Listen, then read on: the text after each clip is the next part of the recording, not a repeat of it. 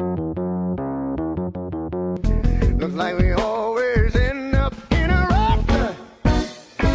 Everybody now trying to make it real compared to what? Oh, Lord, Lord,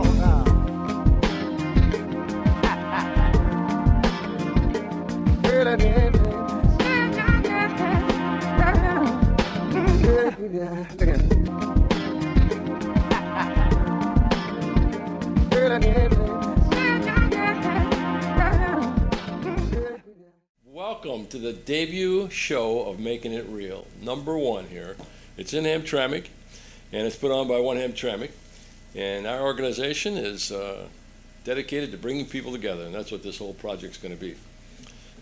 Thanks to the library and Greg Kirshner for putting this thing together and asking us to do this show. My name is Bill Meyer. I'm the chair of the One Hamtramck organization, and Twyla Meyer is a co-chair, and we have several people on our committee.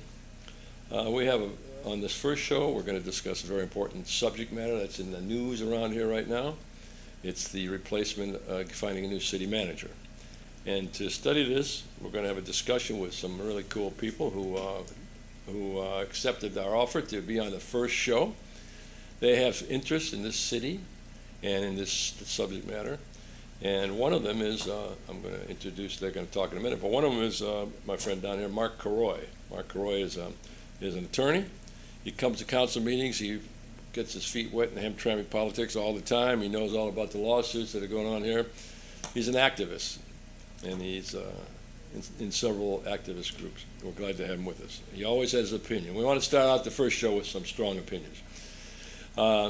Also, we have a young man that I really admire from the Yemen community, and he was a former president of YALA, which is the Yemen American Leadership Association.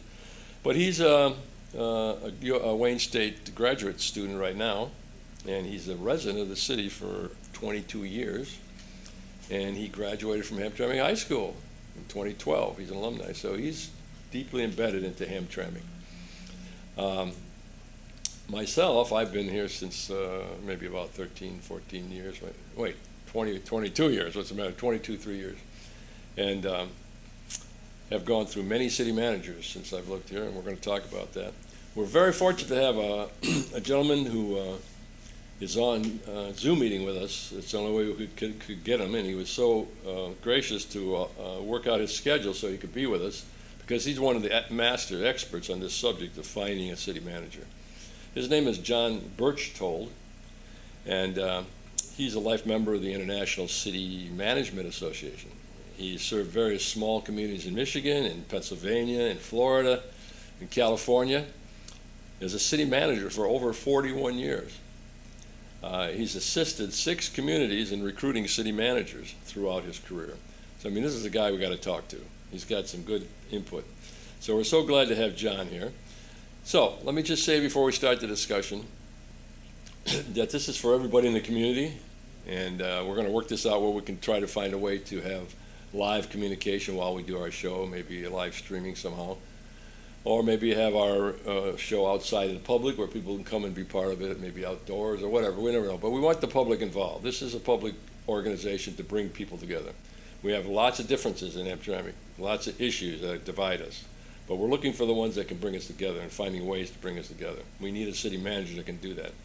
So this show's called Making It Real, and that means to remain honest and genuine and authentic, and to be true to yourself and to people. So without further ado, I'm going to lay a little background on all of us here. Most of us know this, but so that John knows, he's not from here, and this is his advantage, is that he's not from Hamtramck, and he doesn't know the politics, and that means it's probably going to be an impartial view that he has of what's going on in town. This is really what we need. Right now we have Max Garbarino is filling in for the resigned Kathy Anger, resigned a couple weeks ago as city manager after several years. She did a great job. We all miss her. Max Garbarino is the director of community safety and services when she was here, and now he's taking over interim management of the city. And that means no one has filled his position of what he was doing. Over the years, we've had maybe 7 or 8 city managers for whatever reasons they came and went. So we're going to ask questions throughout this discussion, and I want to first acknowledge who's here. So, Mark, would you like to begin by saying, maybe letting us know what your involvement with Hamtramck is? Why are you here? Why do I see you all the time? Why you see me all the time is a good question. I first got involved in Hamtramck in a major sense, in being involved by suing them. I sued many of the leaders here at Hamtramck, including Max Garbarino. I sued a couple of city managers over discrimination allegations, sued the police department over various allegations, and basically, and it's not only me, the other people, other attorneys, Steve Haney was a former assistant attorney general, and we also had another fellow, Nabi Ayad, who sat in the Michigan Civil Rights Commission. I think he may still be on there. I've also filed suits, and discussing amongst ourselves, we agreed this city's run horribly. I mean, it's one of the few cities in the United States still under federal court or federal supervision, Department of Justice for its voting rights act violations. I mean, there's all kinds of problems with the police, with various people being intimidated while voting. Very few jurisdictions in the United States have these types of problems. They're ongoing and they never end. And the problem is you don't have proper city leadership that cracks down on this. And the only way that this comes to light is through lawsuits. And these poor people are suffering. And when Terry said, what, we feel sorry for the citizens because they're paying for this with all these lawsuit payouts. And it's bad leadership.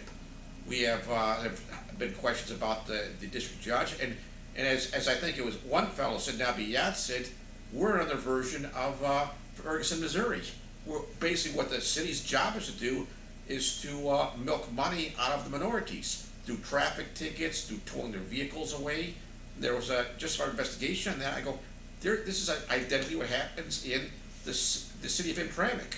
Basically, you have a white minority that's been ensconced in power for decades. They're still in there, and they don't give a damn about the minorities. The blacks here have also been here for a long time. The Yemenis come more recent, and the Bengalis and the Bosnians, they have no real power in the city.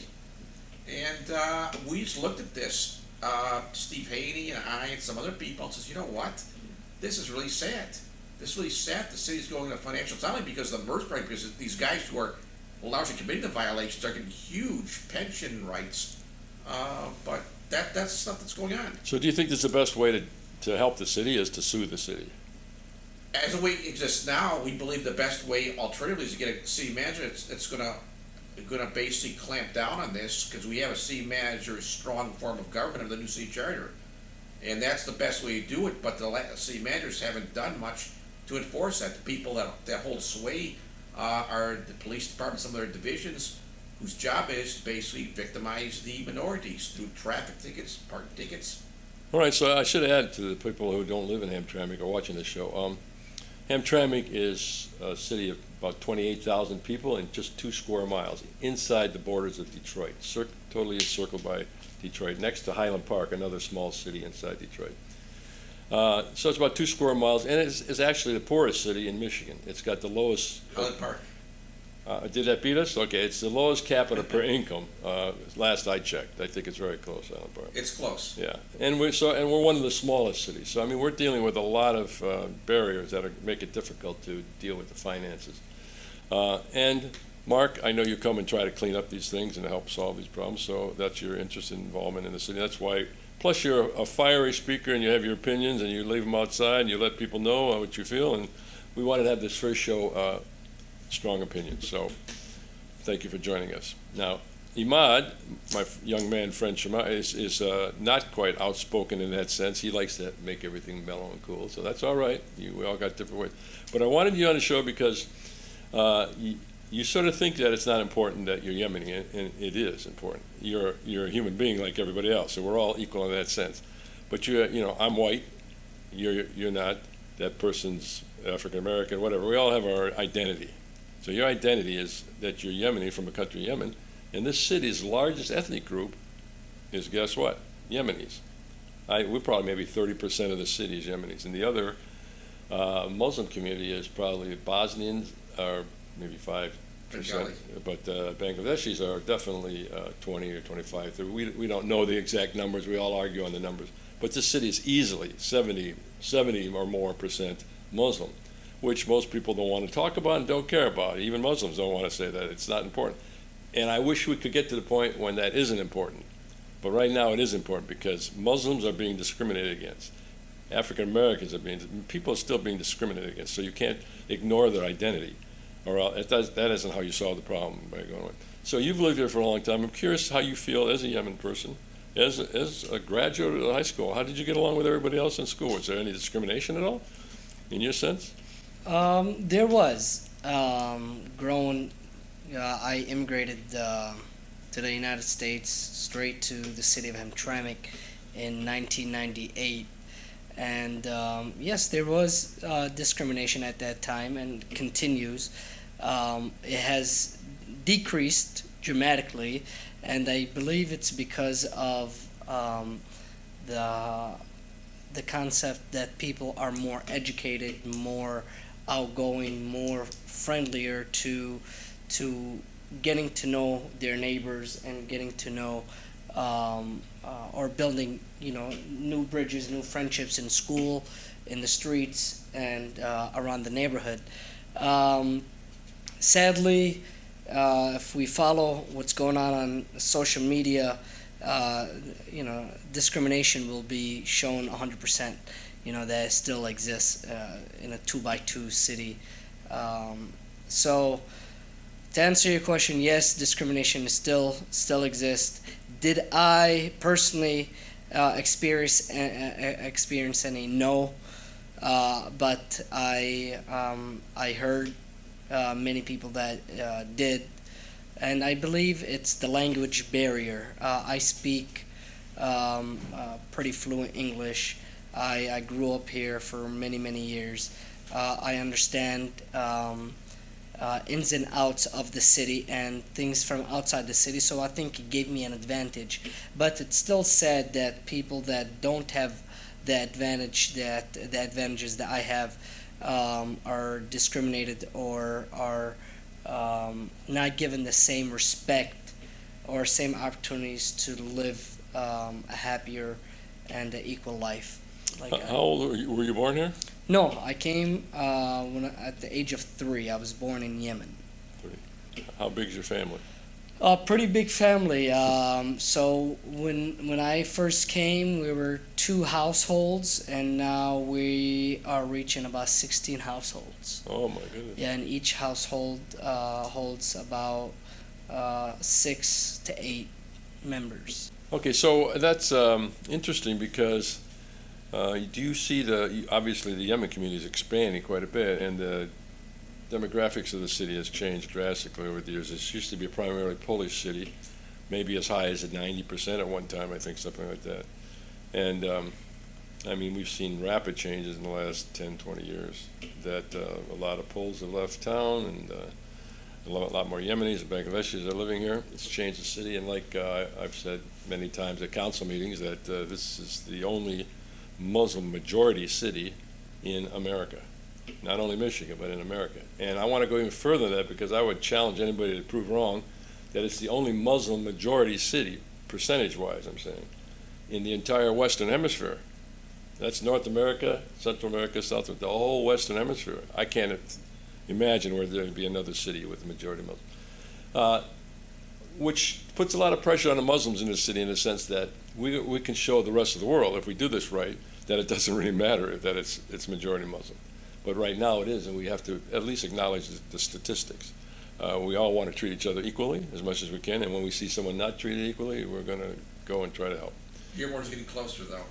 Now, Dearborn is getting closer, and they have many more Muslims there than we have here. But percentage-wise, You're right. Yeah, that's the difference. They have Muslim mayor. And we do too. Yeah. Yes. Okay, so that's just a little groundwork for the city of Hamtramck, so people know why we're here. When I first moved here 22 years ago, I was going to write a paper of 100 reasons why I moved to Hamtramck, because I was so thrilled to move to the city.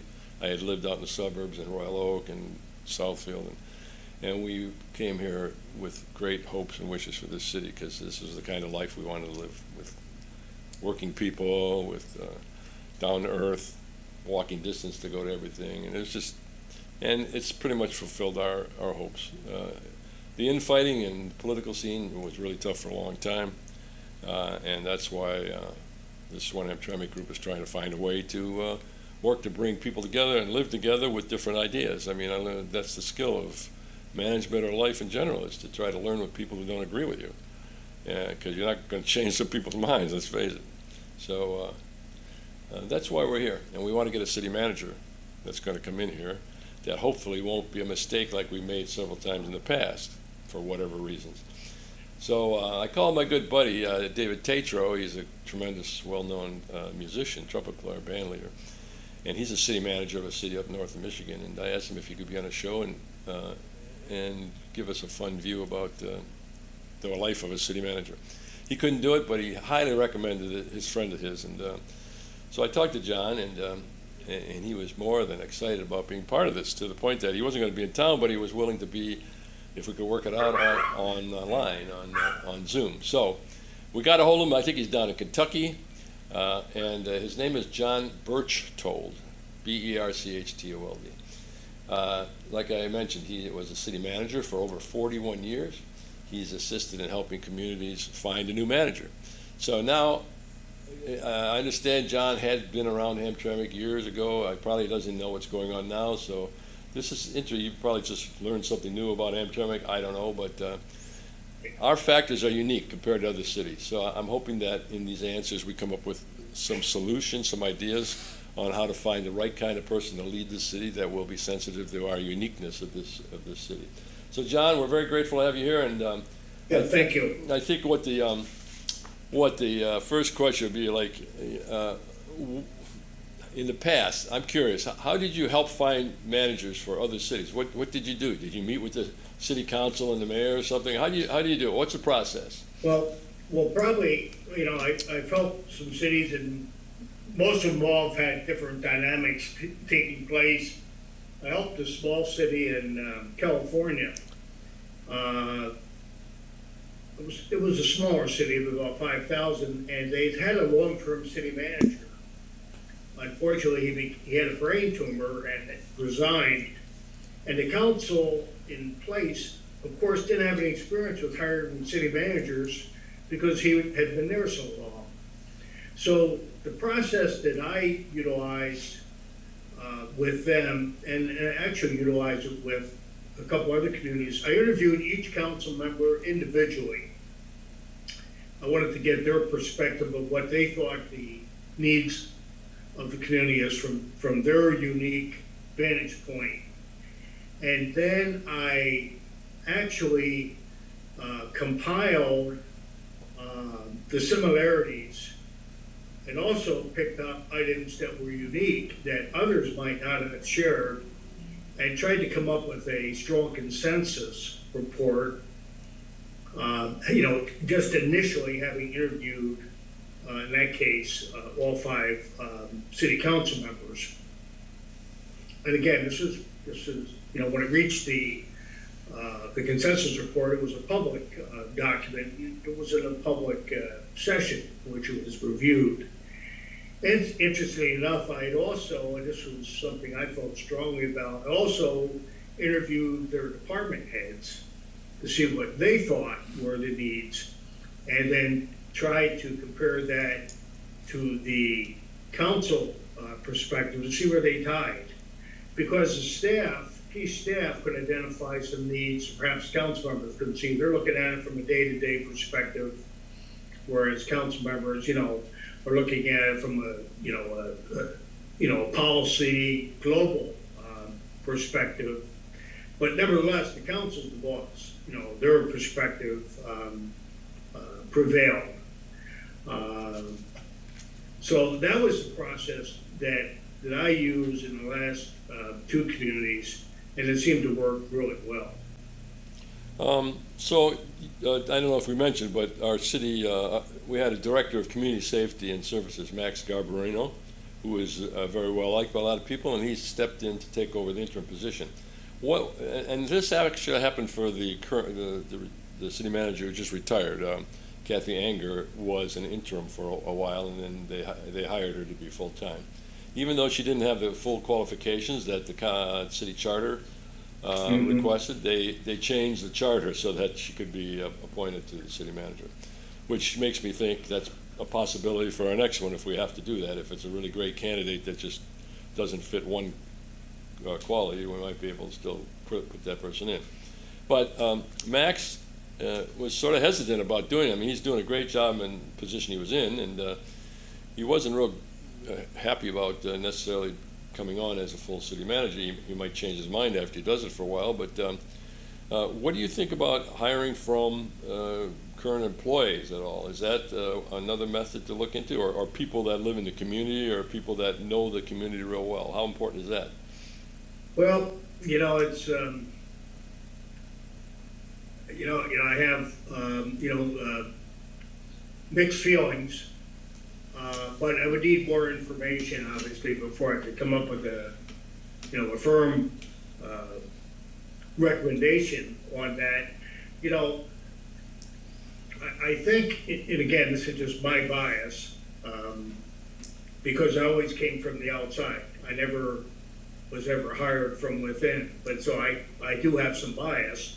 I think that the city manager system was originally set up to be kind of an independent voice, someone from the outside who didn't have any alliance, either real or perceived, so they could come in, take a look at the situation as it is, and make certain policy recommendations or make certain structural changes that would be in the best interest of the city.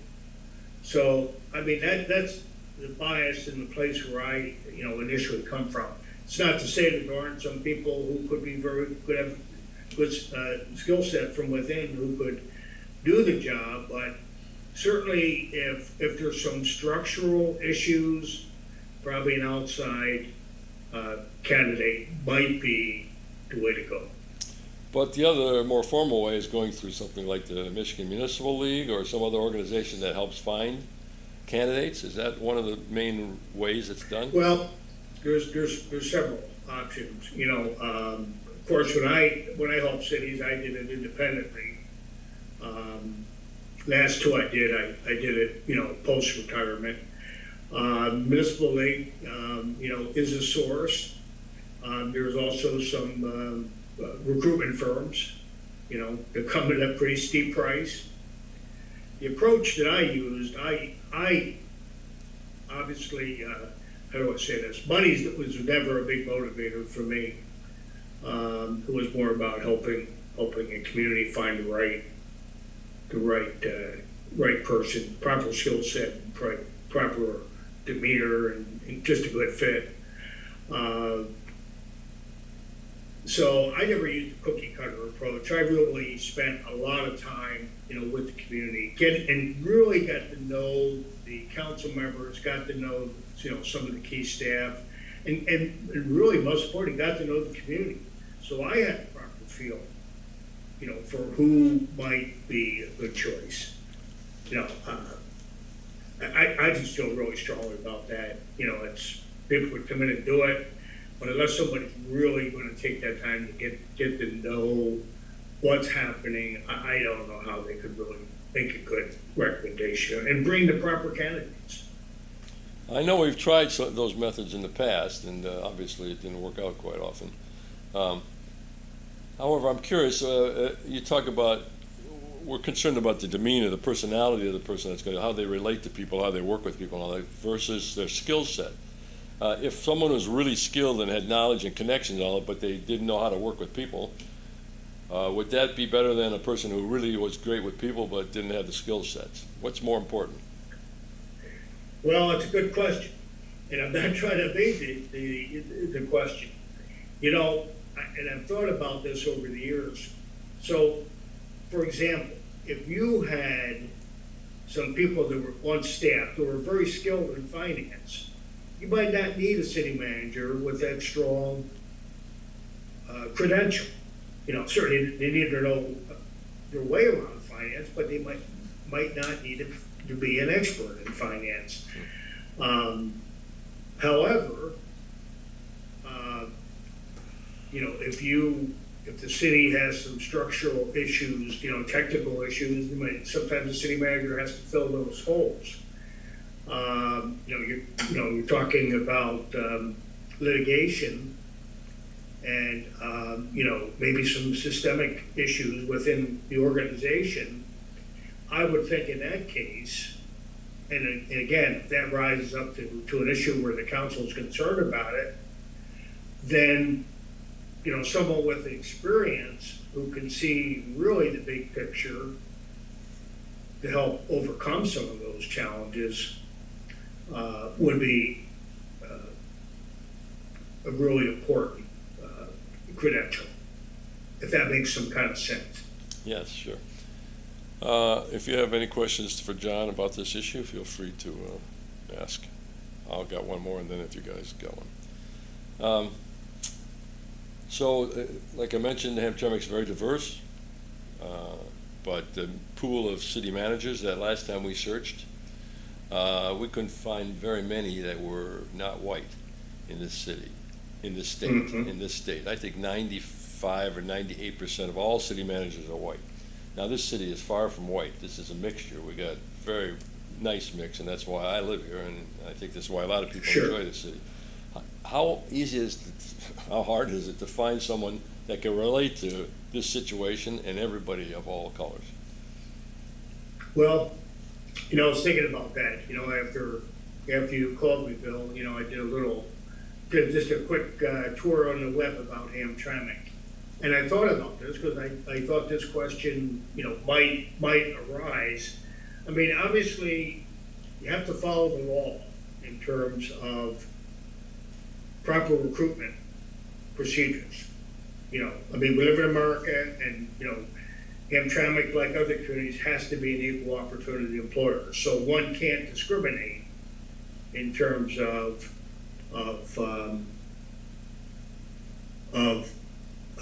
eligibility of individuals who are interested in a position. However, you can set the qualifications. What the city could also do is say, experience preferred in these areas, working, with a diverse community of, of different ethnic, Different languages. races. You could do that. It's a plus, so that's the way I would think about approaching that issue. Well, let me interject. Like in the past, when we've asked for that, of course, I was told that the law says you can't say we're looking for a person of color for a city manager. You can't specify Right. that. So that's Right. illegal. So that's a good way to just keep it the way it is forever. However, how do you find a way to change that, and how do you find a way to get someone that represents the people in the city? Yeah, well, here's what I did in the past. This recruitment business really involves a lot of work behind the scenes. So if I were helping the city of Hamtramck, I'd be on the phone talking to people, trying to find people. There's a network of people. There's people that are looking for jobs. So I think you'd have to try to track those people down. Who's looking? Who's good? Why are they looking? What is their interest? And Hamtramck will be a difficult recruitment. I'm not going to kid you. Yeah, and the other answer we would always get was that, well, we're trying to find people of color, but they don't want the job, or there's not that many out there that are qualified, so we have to go with the ones who are qualified. That makes it difficult to change too. So can we wait till we try to convince people of color to try to become a city manager and get the qualifications so we can hire them? No, that can't happen. So are there qualified city managers of color? I mean, that's probably the question. There has to be. Well, there has to be. Yeah. You look at when I started out in this profession, when I was a young guy back in the 80s, it was a white profession. I mean, it was definitely a white profession, white and white collar. today, you look, the profession has changed. There are a significant number of women in the workforce who are city managers. You know, that's a big change. There's police chiefs who become city managers. So, like I say, it'll take some effort to try to find, you know, to make sure people are aware of the position more than just a local newspaper or, you know, whatever coverage they get, and really try to, you know, dive deep and you know, there's a lot of young professionals out there. I'm sure people of color who would love it, the challenge. It's going to take someone who wants this particular challenge. And finally, I want to say that it doesn't mean that just because the city manager's a person of color, that they're going to be a good city manager. Of course not. We want a good person that's going to Right. run the city. Right. You want somebody who's up to this challenge. Right. Who knows what they're getting into. Right. And importantly, you don't want somebody who's going to be here for 9 months, a year, and say, moving on. Every time a manager changes, it's disruptive to the community, it's disruptive to the staff, it's disruptive to the council. You have a question, Mark, or Iman? I do have a question. I'll see you have one first. My question will be, it's pretty quick. Since we're speaking of finding a new city manager, the number one question that I see that a lot of people might not understand very well or might not have the answer to or for is, what are the qualifications or what makes a person a great candidate to be a city manager from your experience and from your knowledge? Two things. Number one, you have to go back to the city charter, which is the governing document, and that likely provides a technical qualification. I don't know when that was first adopted. And if it's not in charter, it's in an ordinance, or it may be a combination of the two. So that's the basics. Beyond that, I think there's city managers who are also leaders, community leaders, who have that skill set. And just based upon the little bit that I've heard, it sounds like you might need a city manager who's not only, qualified, academically experienced, but also who could be a city leader, to help guide the council, But again, this has to be clear with the council going in that's, they're okay with that. Yeah, our charter, by the way, is from 2005. They rewrote it fully in 2005. Okay. Yeah. I'd have to look at it. Yeah. We refer to it quite often in council meetings, for sure. Yeah. Mark? I have a question. He actually I was going to ask this question, but since he did, I'm glad he answered. He got the question answered I was going to ask. But the other question I had, so I'll give you a new question. Mr. Burkle, one thing I've noticed in this particular city recently is they had chosen somebody, a former police chief who now has kind of a quasi law enforcement position now as interim city manager. It's a question where he could be the actual city manager. And I'm questioning somebody that has a purely law enforcement background without anything else, who's been a career law enforcement officer. Is that somebody who typically becomes a city manager? Is that unusual? I wouldn't say it's rare, but it's not the typical career path. However, city managers come from all kinds of backgrounds, and I was thinking about this too. Back when I started my career, if you were in a small community and I had a bachelor's degree, and then I went on to get my master's at nights and weekends, from Central Michigan,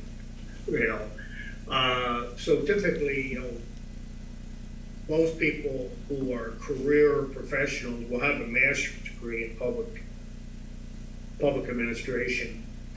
I think that credential says a lot about a candidate because they're really committed to the profession. They wouldn't go, or a master's degree in general. It's something that indicates that they're really serious about having a long-term public service objective. If that helps.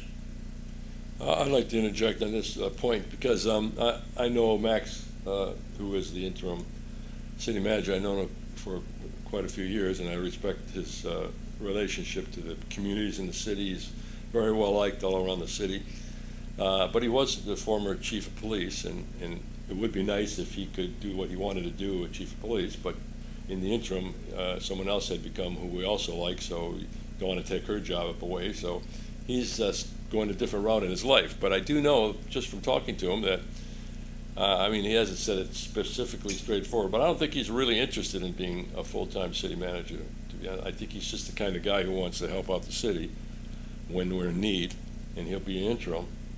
But I'm quite sure, and he can come on the show next time, but let us know. He's going to do the best job he can do right now, but I think he's hoping we find a qualified, credentialed city manager, and so he can go back doing what he prefers doing.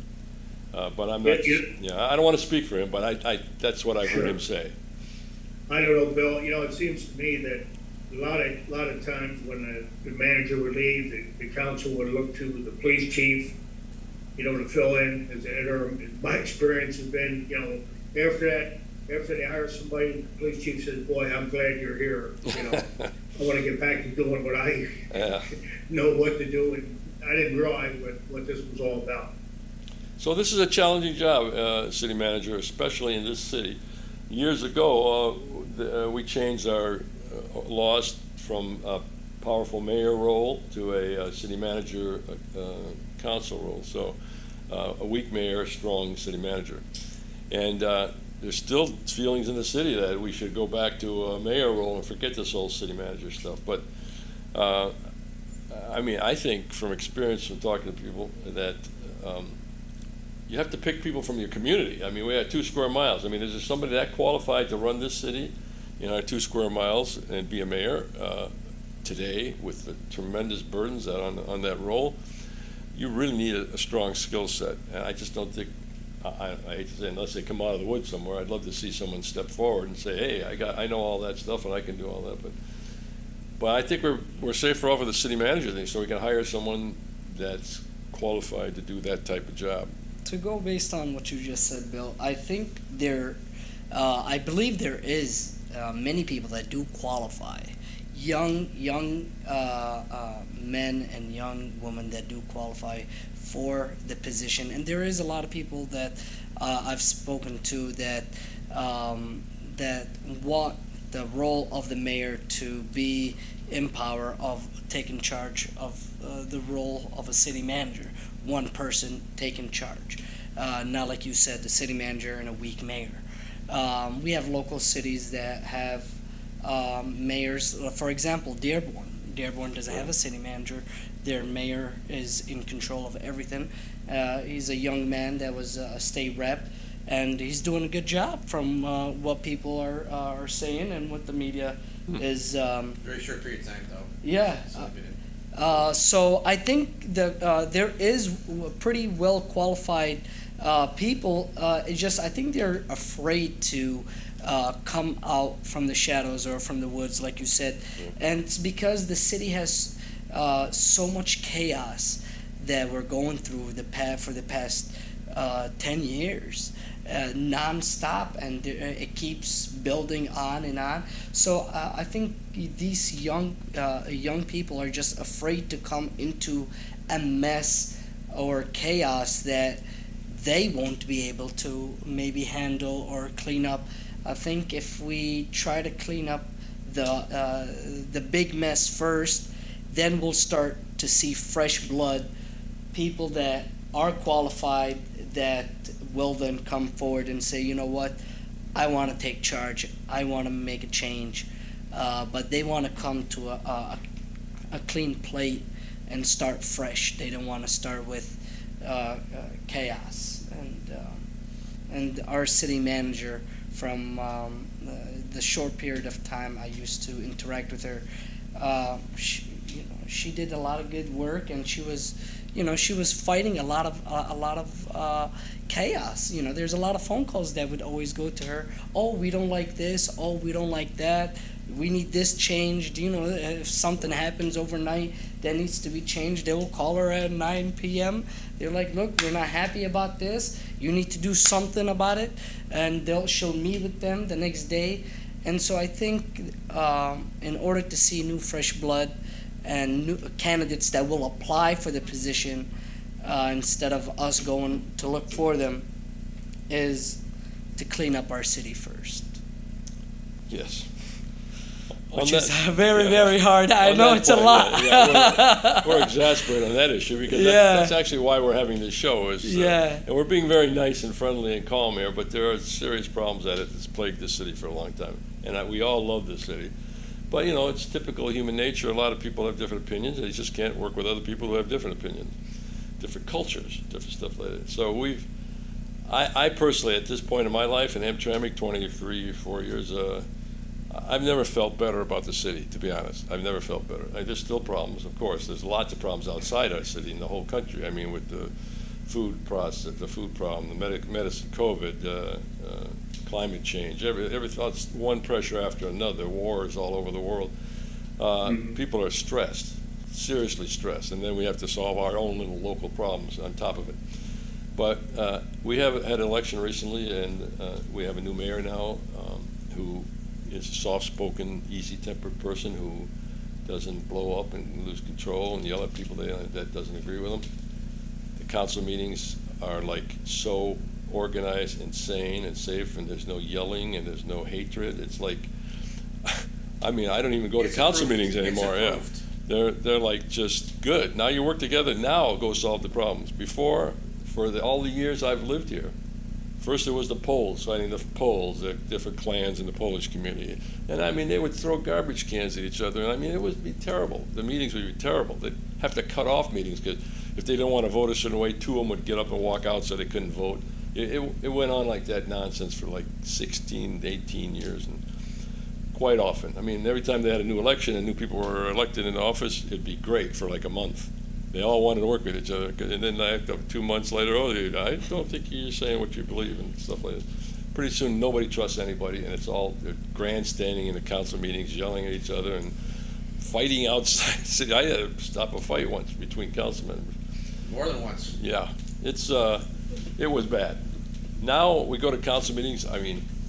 Being cheery and happy and being able to work with each other is at least a starting point. Then you can solve the problems. You can disagree. Sure. Disagree because you're gonna, but don't be hateful of each other because you think differently. And I don't feel that anymore in council meetings. I disagree with some of the things they're saying and all, but that's all right because I respect these people because I think they seriously want to work with each other and solve the problems of the city. So I don't think we've been in a better situation in a long time to try to create sanity in city government. And Max is a very stable person who's going to do a great job in the interim. And issues have come up recently since the city manager issues. There's daily issues coming up in Hamtramck that we're trying to find ways to deal with. But we have to keep a sane, level-headed approach, respect, and respect for each other, and the willingness to work together, find a way out. John made a good point that I agree with a lot, and it's the point where you said it's very beneficial to have a community leader that steps up for this position. Somebody that has worked with the people from the outside. However, coming back to the topic of Max has most of his job, from what I know, has always been from the inside, first as a police chief, and then the department he's been serving, public Department of Community Safety and Services. Community safety. He's been doing a great job working at that department. I've had many interactions with him working at that department. So Max has he's worked pretty much at different places within the city. There's people that that enjoy to see him. He's very friendly. He's a person that he's easy to approach, and I think a city manager, that's a qualification that I think, or a quality that is very, very important for them to hold, is that they're people that are easy to approach, easy to go and speak to about, complain to about. Max has presented that within the few years that I've known him. So if he chooses to continue or chooses not to, for the time being, I think, like you said, Bill, I think he will do a good job. Yeah, he's the kind of guy that lives up to our motto of our show. I mean, he's making it real. He's being honest and straightforward. You can trust him, and that you need trust. You need trust in leadership in a city manager. You want to know that he's not doing something different to someone else behind your back and saying something different. You want to know he's working for you, straight out. I mean, I don't disagree with what you're doing there, maybe, but he's telling you that, and you need the honesty and upfront, and you don't need the hatred and yelling difference. If I could just pipe in, back when we had an emergency manager, there was a search, and the state paid $20,000 to come with Steve Duchesne as city manager, and he was rejected by the city council. My opinion, we've had young city managers in the past that didn't work out at all. They left very quickly. One was Kyle Turtzag, one was Eric Tungate. And I think when you come into a city like Hamtramck, it's extremely difficult if you're young, because you have to know the various interests of the city. We're a divided city in many ways. Racially, economically, we have a ruling class that basically has a lot of influence, who are landowners, who are vendors, who exert more power in the city than the actual people. That presents a real problem. And even though you guys may love Max Garbarino, he's a young guy, he does have a good personality, but he doesn't mesh very well, in my opinion, with some people. I've sued him before on behalf of one of the former department heads, and I've deposed them, I've met with them. He doesn't get along well with everybody. He's not liked, I would say, in general, by a lot of the Polish community, because they see him as too close to the Yemeni and Bengali communities, and that may present a problem. I think an outsider that comes in and treats both sides can respect would be somebody that would have a better chance. That's why Princess Katrina Powell left. She was perceived as not being necessarily acceding to the wishes and the interests of the Bengali Yemeni communities, and she was given a hard time. She eventually did get her contract renewed. I think somebody comes in, possibly, like I said, Steve Duchesne, or maybe somebody, Luke Schimmel, when he came in as emergency manager, they can come in and basically be more detached and not be viewed by either side as being beholden to others' interests. I think they have to be somebody neutral, somebody's experienced in dealing with that type of issue. As a young person, I never realized that when I was in my 30s, but now I realize it, that I have to stay detached from people in the legal profession. Otherwise, people see me as being, linked to one side or the other. I am viewed as losing my credibility. I have to come in, because I've been a mediator myself. I come and ask to mediate things, and I have to portray myself and gain confidence of the people that come before me, hire me, that look, I'm not here to take sides, I'm here to find a solution. I think that's what a city manager's got to do. Max was let out, basically, when he was police chief. He was put on administrative leave force of city council. Nobody really knows, outside of a few people, what happened to him. Nobody's ever explained why it was done. There's a lot of suspicion regarding that. It's never been really settled. That's basically, it was the decision of Katrina Powell, that the city manager at that point, to do so. Katrina Powell came in not by the will of city council of the people. She came in by the will of the emergency manager. So she was forced upon us, and I think she tried to do a good job. She had problems with vendors, firing vendors were suing the city. I have to interject. I think I remember there were 2 or 3 candidates they offered to this council at the time, and they chose Katrina Powell. So talking with Bob Zola, it was the pick. However, they interviewed with the council. My understanding, and I could be wrong on this, was that the ultimate decision was made by the emergency manager, who's that time Kathy Swear. Okay, but Bob's lawyer says we got to pick this person. All right, so I think ultimately it comes down to the council and the mayor have to have candidates. They have to have people to pick from. I mean, we don't just want one person and say, well, I guess we'll choose him because there's nobody else. You have to have some people to compare to pick the best one that you need. So the process of getting as many candidates, qualified candidates, people that would be considered good, each one of them would be good. One might be better than the other. How do you get to that point? How should we get to that point? We've done it in the past, but how do you recommend we get to that point where we finally make a decision? John? Well, just listening, and again, this is a very brief, conversation today. I don't think Hamtramck is a learning, is a job for somebody to take who's going to learn on a job. You're not going to have time. This isn't a small community in northern Michigan where, you can come in and kind of learn as you go along. This is somebody who's going to have to come in and take charge within a very short period of time, be able to size up the situation and, get to work.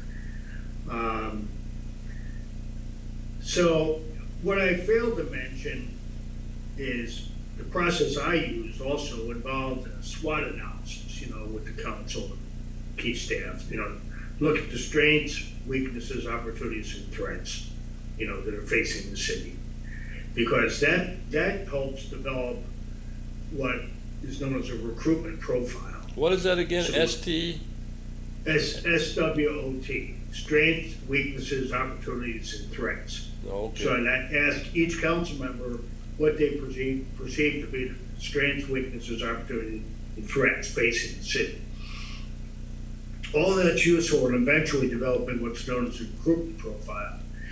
And every professional organization or person that does recruitment will develop a recruitment profile. Now, so when you're evaluating candidates, from the resume all the way through interviews, all the way through background checks, you go back to that recruitment profile. This is what we said we weren't looking for. How does the candidate measure up? The resume, interviews, background checks. Are they true to the recruitment profile? If you're doing this right, the other thing is to do it, develop it and blow it off. But I mean, that doesn't make any kind of sense. You want to get the right fit, But again, I think this position, number one, it's going to take someone with experience. It's going to take the right salary, because whoever takes the position want to be. If you're going to get someone with experience, you're going to have the right salary, and then someone with drive and passion. Someone who's going to want to come in, who's going to know what the issues are up front, and who's going to be prepared to tackle those issues that council identifies as being the most critical. We're going to close out the discussion now with any final thoughts you had, and maybe we can invite John to visit our city someday and meet our mayor and council even. That would be wonderful if you come by and say, I'll have dinner I'd be together. happy to do it. Wow, that'd be great. Okay, so you have any closing comments that you'd like to make? We've got a lot of problems to solve, and we're not going to do them tonight. But Yeah, not today. I'll be honest, Bill. The big question is, how do we find a new city manager? And ever since Kathy has left until today, a lot of the young, educated men and women within the city have not even got the memo that the city is looking for a new city manager.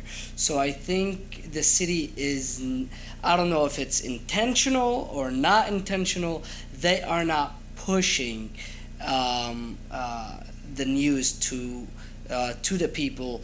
It's nowhere to be found on social media. There is, I think, one post that on social media that I've seen about the issue about us trying to find a new city manager, or that even Kathy left, or that even Max is the one that is taking charge for the time being. So the city is pretty quiet about it. Why are they quiet about it? We don't know. I think the more advertisement that is done early on instead of close to the deadline, it will give us an opportunity. It will give the people that might be qualified to step up and to see if there is any other qualifications that they are missing. If it's one qualification that they need to work on within that a small period of time, maybe they could. So I think the city should work harder on putting it out there that we are looking for a new city manager. So spread the word. Let's get together. Let's find somebody that will represent us, that will work for us, that believes in the same mission and vision that we believe in. Instead of staying quiet until close to the deadline, then we say, oh, so we've been looking for somebody for this long. Right. And we just put up the slide of the qualifications for city manager of Hamtramck, so you can look that over too. So, Mark, what do you got to say to close out this? What I got to say is that in the past, in the last approximately 10 years, we've had a succession of city managers. I don't think after Bill Cooper left, Bill Cooper is an example of an exemplary city manager.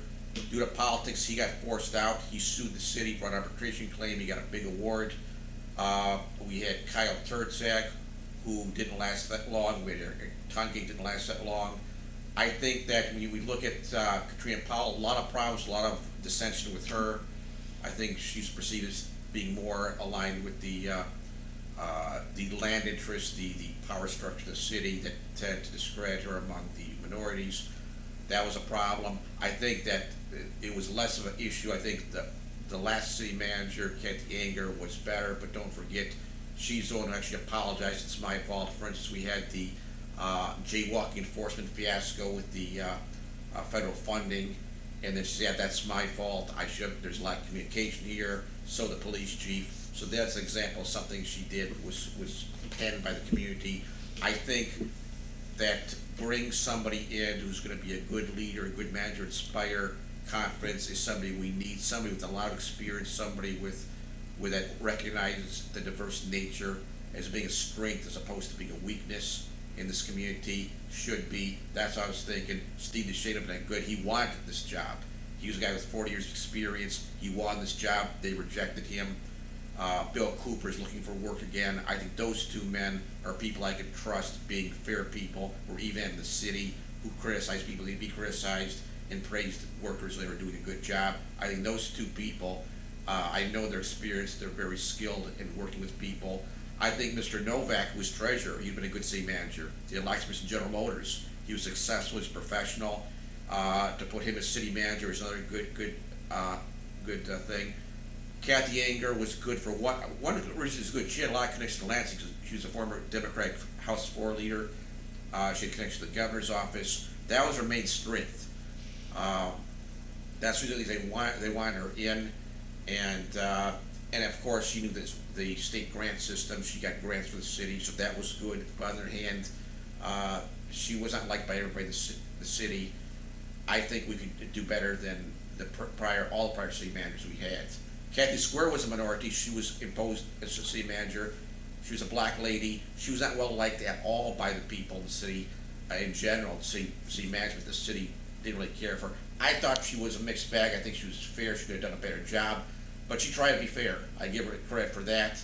There were lost. I sued her myself over some issues since he made that I thought were not proper. But we need somebody better than that, in my opinion. Somebody better than the people we've had in the past. Okay, well, I want to keep the audience in mind that these are opinions of our speakers here, our guests. Some of them have facts involved, but there are opinions here. I have opinions. We all have opinions, and some are based on solid evidence. Some are just opinions. So we want to keep that in mind. A lot of people are retiring from City Hall recently. The city manager retired, and now the city attorney announced he's leaving in August. Some payrolls department leader left. A few other people are leaving. It is a shift going on in city government. Mark Croy is even being considered for possibly being a city attorney for the city. So everything he says tonight will weigh on you. So whatever you said, well, the people will know. And I would like to give the last word to John, our special guest, who's down in Kentucky. Is it Kentucky? No. Kentucky. Kentucky, yeah. But you live in Michigan. Yeah. You live in Michigan, right? Oh, yeah, I live up in Davison near Front. So you got the final word, John. Well, I like what I heard about experience, which I think is important. I really agree with what I heard about getting the word out and connecting with the community. I think that's very important. And part of this process involves, in my opinion, a lot of time with the community. I think one of the worst things you could do is go to a cookie cutter approach for a recruit. Someone's going to come in and, yep, I'm going to find you candidates. This search has to involve engaging the community and maybe having some listening sessions with different segments of the community, getting people to the table, hearing what they have to say, what they think is important in terms of skills of the new city manager. There's no harm in doing that. Only good can come out of it. And it may be that people will say, yeah, we need somebody who's approachable. We need somebody we can trust. We need somebody that we know we can talk to. Doesn't mean we have to agree, but somebody that we feel comfortable, connecting with on the street, connecting with at City Hall, connecting with, out in the community somewhere, who is just someone that we know that we can rely on and whose voice, will be heard.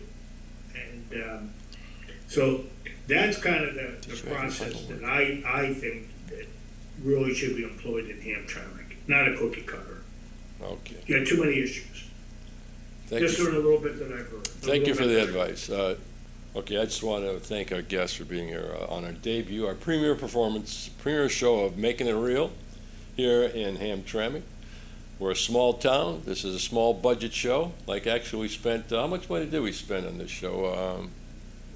How much change do I have in my pocket? That's about it. So it didn't cost any money. We had volunteers, and we want to thank Greg Kirshner again, and he'll roll the credits. But Greg is starting up Channel 19 here in Hamtramck so we can improve communications because, as you say, John, you have to communicate with the people somehow.